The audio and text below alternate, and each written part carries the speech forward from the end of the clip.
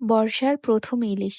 আর সেই ইলিশ যদি নিজের হাতে রান্না করে পরিবারের সঙ্গে খাওয়া হয়, তাহলে আনন্দটা কতটা বিশেষ হতে পারে জানেন তো?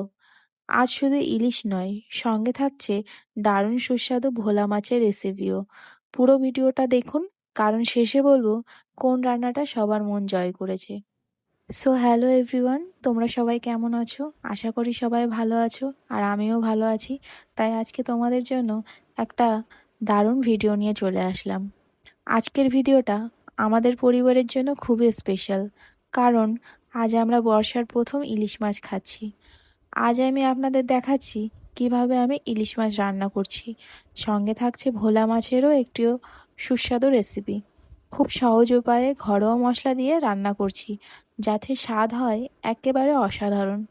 রান্নার পাশাপাশি আপনাদের সাথে গল্পও করছি, আমাদের আজকের ছোট্ট আনন্দটা শেয়ারও করছি। বর্ষার দিনে গরম ভাত আর ইলিশ, এই অনুভূতির সঙ্গে বাঙালির ভালোবাসা যেন আলাদা করেই জড়িয়ে আছে। কমেন্টে চটপট বলে ফেলো তো, কে কে আজকে আমাদের মতো বর্ষার প্রথম ইলিশ খেলে।